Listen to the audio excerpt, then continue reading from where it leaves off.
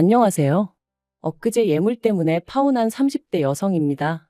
가끔가다 예단이나 예물 때문에 파혼했다는 이야기가 들려오면 결혼이라는 일륜지 대사를 두고 그게 뭐 얼마나 대수라고 파혼까지 하나 싶기도 하고, 솔직히 남의 얘기라고만 생각했는데 막상 저한테 닥치고 보니 정말 이런 걸로 이 지경까지 될 수도 있구나 싶네요. 남자친구하고는 회사 동료의 소개로 처음 만났습니다. 당시 저는 연애에는 크게 관심이 없었는데 회사 동료가 사람 하나 도와주는 셈치고 나가달라 부탁하여 나간 자리였죠.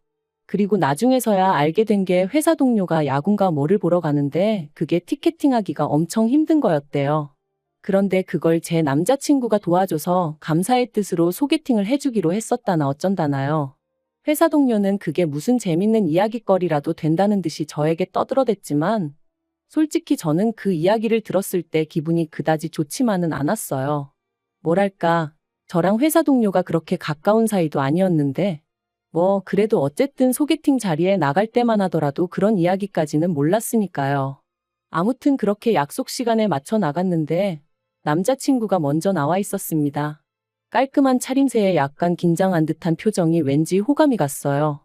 그리고 남자친구도 하는 말이 뭐 저한테서 후광이 비추더라는 둥. 이거야 뭐 가까워지고 나서 했던 이야기니까 저 기분 좋으라고 한 소리였겠죠. 어쨌든 확실한 건 저도 남자친구도 서로에게 좋은 첫인상을 받았고 그래서 이후로도 누가 먼저랄 것 없이 가벼운 안부를 주고받으며 조금씩 가까워졌어요. 2달 뒤에는 남자친구의 고백으로 정식으로 사귀는 사이가 되었고요. 사귀는 동안 남자친구와는 크게 싸우고 그런 것도 없었어요. 물론 서로 다른 두 사람이 만나 맞춰가는 과정이었다 보니 어쩔 수 없이 부딪히는 일이 생기기도 했지만 그게 그렇게 큰 싸움으로 번지는 법이 없었죠.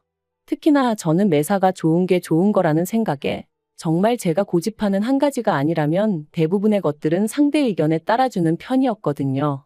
그러니 다툴래야 다툴 이유가 없었달까요? 그러다 저희가 사귄 지 2년째 되던 해 남자친구 부모님이 먼저 결혼은 언제 할 거냐며 남자친구를 통해 제 생각을 궁금해 하셨습니다. 남자친구 나이가 36이 되었으니 그런 질문을 하시는 게 이상한 일은 결코 아니었죠. 하지만 저는 남자친구보다 4살이나 어렸고 특히나 요새는 여자들도 다들 경력 단절을 이유로 결혼을 좀 늦게 하는 추세잖아요. 당장 제 친구들도 대부분이 미혼이었고요. 그래서 저는 결혼이 급하지 않았는데 하지만 무조건 남자친구한테 기다리라고 할 수도 없는 노릇이었기에 조만간 해야죠 하고 적당히 넘어가려고 했어요.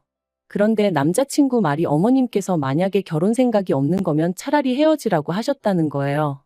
그래서 자의반타의반으로 결혼을 좀 서두르게 되었습니다. 그렇게 본격적으로 결혼 이야기가 오가면서 피하고 싶지만 피할 수 없는 주제들로도 남자친구와 대화를 나누게 되었는데 그중 하나가 바로 경제적인 부분이었어요. 막연히 남자친구나 저나 별반 차이가 없을 거라 생각은 하고 있었지만 그래도 서로 모아둔 돈은 얼마나 되는지, 양쪽 부모님께서 어느 정도 도움을 주실 수 있는지, 혹은 도움을 드려야 하는 상황은 아닌지 대략적으로라도 이거저거 파악을 해두는 게 좋겠더라고요. 그리고 다행스럽게도 제 예상대로 아주 딱 들어맞는 것은 아니었지만 남편이나 저나 모아둔 돈도 비슷했고 양가의 재산 규모도 비슷한 수준이었습니다. 그래서 신혼집과 결혼에 수반되는 비용도 반반 부담하기로 이야기가 되었어요. 솔직히 요즘 시대에 남자 혼자 집을 해오는 일이 흔한 일이 아니라는 건 저나 저희 부모님도 잘 알고 있었으니까 반반 결혼을 한다는 게 그렇게 이상하단 생각도 아니었고요. 그런데 결혼 이야기가 오가는 와중에 제가 청약에 당첨되었습니다. 3년 후 입주 예정이었지만 그리고 지금 집값이 많이 떨어지긴 했지만 그럼에도 불구하고 여전히 주변 시세보다 훨씬 저렴하게 입주할 수 있는 곳에 당첨이 되었어요. 그러자 저희 집에서는 저더러 넌 참 운이 좋다, 복덩이다 하며 축하해 주셨습니다. 남자친구 부모님도 남자친구를 통해 축하한다 해주셨고요. 하지만 청약 당첨 발표가 나고 며칠 뒤 남자친구 부모님과 식사를 하게 되었는데 계약금부터 시작해서 중도금의 잔금은 누가 내는 거냐? 네가 내는 거냐 아니면 친정에서 내주시는 거냐 하는데 좀 이상하다 싶대요. 저는 당연히 남자친구랑 같이 들어갈 살 집이니 같이 내야 된다고 생각했었거든요. 그래서 제 생각을 그대로 말씀드렸더니 남자친구 부모님께선 그건 경우가 아니랍니다. 제가 청약을 넣을 때 당신들하고 상의를 한 것도 아니고 그렇다고 남자친구의 의견이 반영된 것도 아니지 않냐면서 제 독단적으로 내린 결정이니 그건 전부 다 제가 부담하는 게 맞다는 거였죠. 솔직히 어른들의 말씀이라 이렇게 표현하고 싶진 않지만 이게 바로 궤변인가 싶었어요. 남자친구 부모님이 하신 말씀대로 상의 같은 건 없었지만 그래도 결국 우리 두 사람의 보금자리가 될 건데 그걸 어째서 저 혼자 부담해야 한다는 건지 말이 안 된다는 생각뿐이었죠. 그래도 이때는 아직 입주까지는 최소 3년이나 남아있는데 벌써부터 남자친구 부모님과 이걸 주제로 왈가왈부해야 하나 싶더라고요. 그래서 그냥 그런가요? 하고 적당히 웃어넘겼습니다. 한편 남자친구와 저는 청약 당첨된 아파트에 들어가기 전까지 어디에서 지낼 것인가를 두고도 계속해서 대화를 주고받았는데 저는 솔직히 남자친구가 살고 있던 오피스텔이던 제가 살던 오피스텔이던 어쨌든 오피스텔에서 지내다 이사하는 게 좋겠다 싶었어요. 가정가구도 대충 쓰던 거 좀 더 쓰다가 새 집으로 이사 들어갈 때 싹 바꾸면 좋겠다 싶었고요. 그리고 그렇게 대충 계획을 세우고 나니까 생각보다 저희 결혼에 돈이 많이 들 것 같지는 않았죠. 그런데 이렇게 결혼식을 준비하기 시작하고 얼마 지나지 않아 어머님께서 생각지도 못한 이야기를 꺼내셨습니다. 예단이니 혼수니 그런 건 여자가 해와야 하는 거 아니냐며 어떻게 할 거냐고 물으셨거든요. 좀 당황스럽기도 하고 참고로 남자친구랑은 이미 불필요한 허례허식은 전부 다 생략하자고 말이 되어 있기도 했고 양가에도 충분히 알렸었어요. 아무튼 그러면 예물부터 시작해서 전부 다 하고 싶으신 거냐고 여쭤봤습니다. 그랬더니 그런 건 생략하고 예단하고 혼수만 하면 되지 않냐고 하시길래 제가 웃으면서 혼수는 집을 해오는 사람이 없으니 반반하기로 했었고 그러면 예물도 해주셔야 하는 거 아니냐니까. 저더러 너 그걸 꼭 받아야겠니? 하시는 거예요. 이때는 진짜 당황스러운 수준을 넘어서 지금 무슨 말씀을 하시는 건가 싶었는데 사실 그전까지는 좋은 게 좋은 거다 생각해서 어머님 말씀 중 납득이 안 되는 부분이 있어도 설령 나중에 안 할지라도 일단은 네 하고 대답이라도 잘 해드렸거든요. 그런데 자꾸 그러니까 웃는 낯에 침을 뱉으려고 하신다는 게 딱 느낌이 오면서 더는 이러면 안 되겠다 싶었어요. 그래서 네, 꼭 받고 싶어요 했습니다. 그것도 좋은 걸로 오래오래 간직할 수 있는 걸로 받고 싶다고요. 그랬더니 어머님 표정이 싹 바뀌면서 언짢은 기색을 감추지 못하시대요. 하지만 제가 결정적으로 남자친구와 파혼을 결정하게 된 건 단지 어머님이 이런 모습을 보이셔서만은 아니었습니다. 사실 어머님이 아무리 이상한 분일지라도 제 남자친구가 앞으로 평생 제 편이 되어줄 거라는 어떤 믿음이라던가 확신을 주었다면 제가 파혼이란 카드까지 꺼내들진 않았을 거예요. 맞아요. 문제는 제 남자친구였습니다. 지금도 왜 사귈 때는 그런 사람이란 걸 알아차리지 못했을까 싶다가도 사실은 알면서도 좋아하니까. 이것만 빼면 괜찮은 사람이니까 뭐 그런 식으로 제 나름대로 합리화를 시켰던 건 아닐까 싶기도 하고.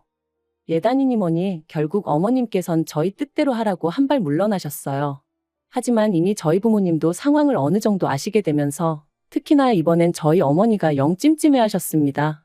저희들이 좋다고 하여 생략하라 하긴 하셨지만 한편으론 그로 인해 두고두고 제가 시댁에서 얘기거리가 되는 건 아닐지 그게 걱정이 되시는 눈치셨죠.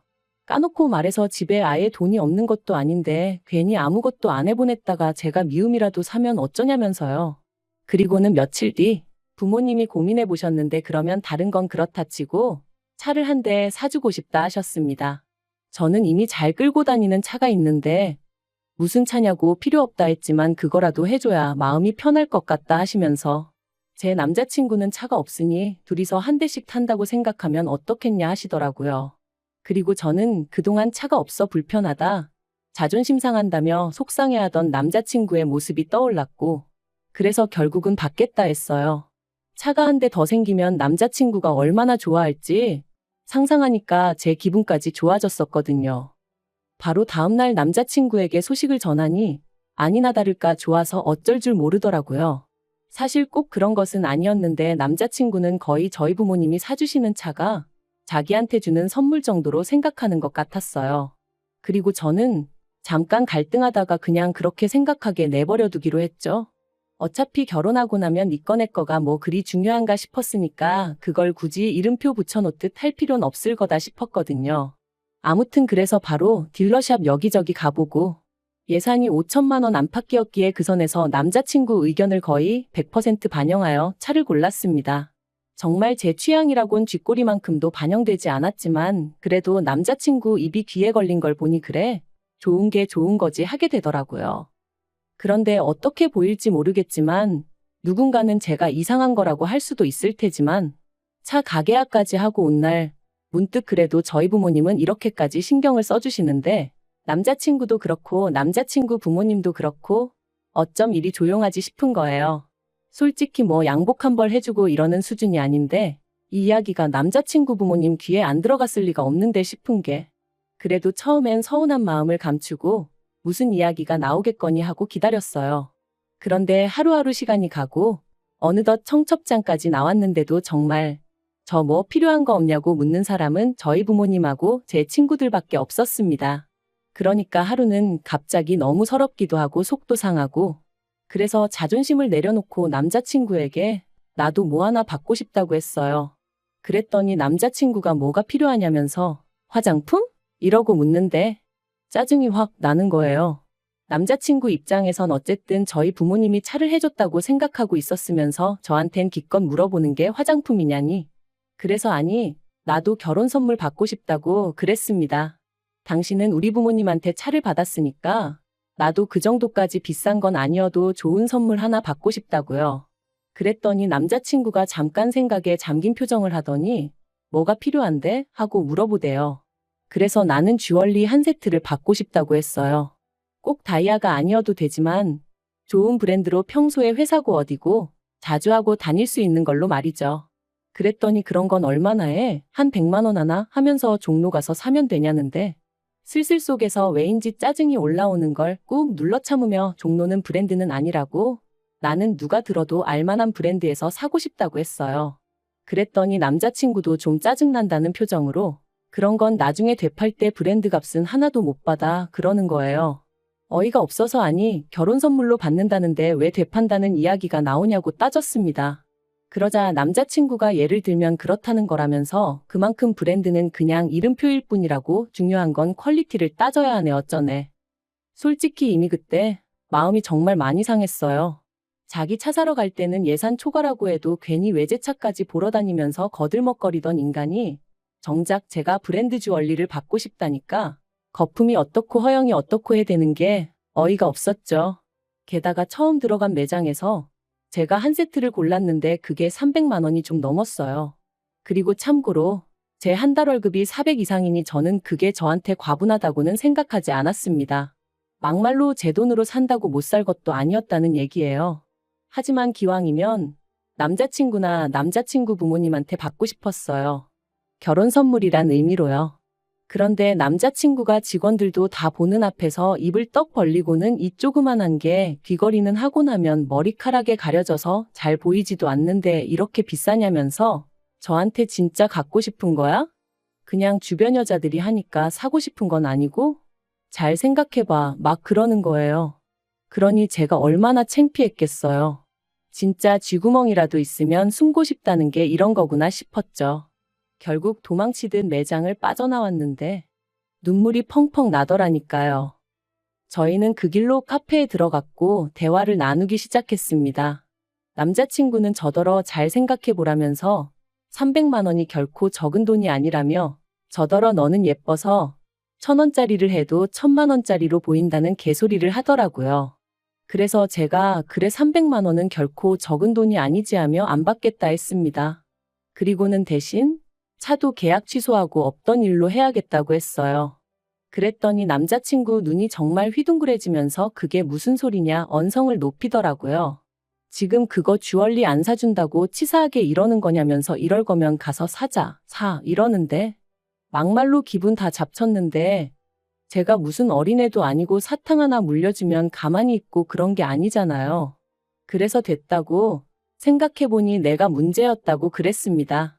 처음부터 서로 주거니 받거니 안 하기로 했었으니 그냥 안 했어야 하는데 괜히 차를 해준다고 해서 이 난리라며 차 안 사주고 그 돈에서 그냥 내가 알아서 내 귀걸이고 목걸이고 살 테니까 그런 줄 알라고 했죠. 그랬더니 이제 말 그대로 치사한 애 어쩌네 그런 게 어딨냐. 차랑 귀걸이랑 같냐? 막 그러더니 급기야는 차는 자기가 저한테 빌려줄 수도 있지만 이 말도 너무 웃겼어요.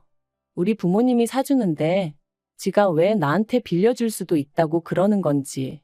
아무튼 차는 뭐 저도 쓸 수 있는데 제가 사는 그 비싼 귀걸이 목걸이는 자기는 못하지 않냐면서 그러니까 처음부터 공정하지가 않다나요? 그래서 제가 그러니까 공정이고 나발이고 서로 주고받고 하지 말자고 하고 소리를 질렀죠.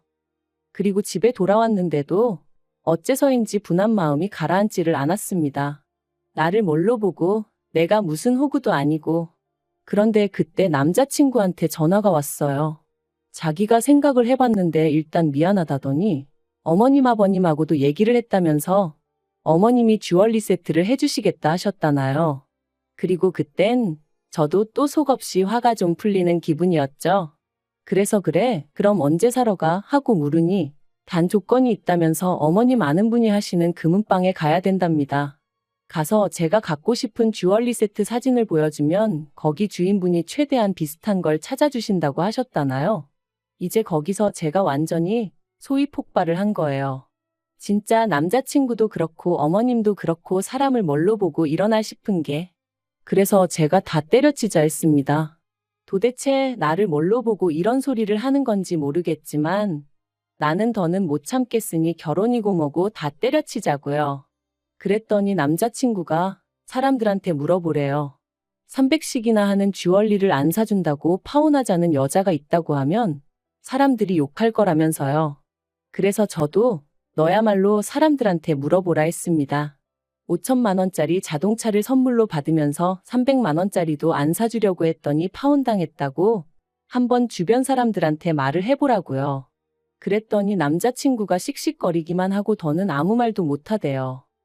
그래서 남자친구한테 그렇게 파혼 통보하고 차단해버렸습니다. 그랬더니 남자친구 어머님한테서 연락이 왔어요.